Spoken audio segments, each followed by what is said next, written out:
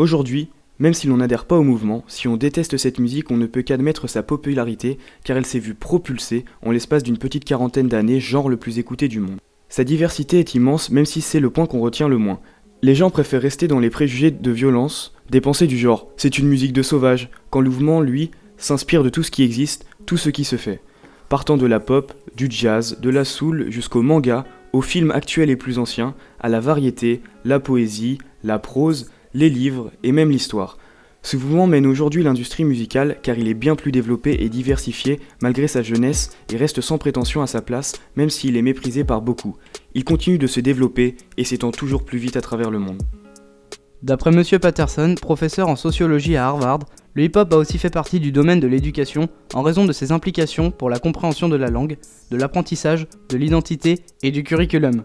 Chacun des jeunes, c'est le public le plus sensible à la compréhension, ajoute le hip-hop à ses inspirations et ses valeurs personnelles, auxquelles d'autres jeunes pourront à leur tour ajouter leurs valeurs.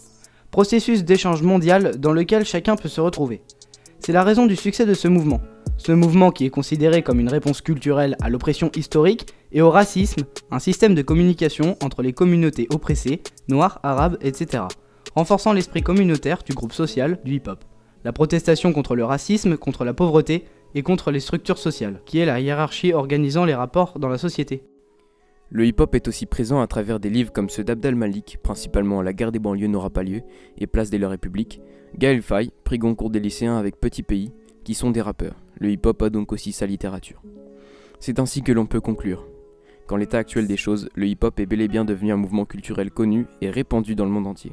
Des traits communs apparaissent de façon manifeste dans des œuvres d'écrivains, mais aussi dans d'autres arts. La musique avec le rap, les arts visuels avec le street art, les arts corporels avec la danse et dans d'autres domaines de la vie intellectuelle, langage, curriculum, etc. Artistique et idéologique, s'amuser dans le respect et l'oubli des origines d'autrui, en suivant des normes et des valeurs propres au caractère de chacun, mais toujours dans le sentiment d'unité, de communauté solidaire.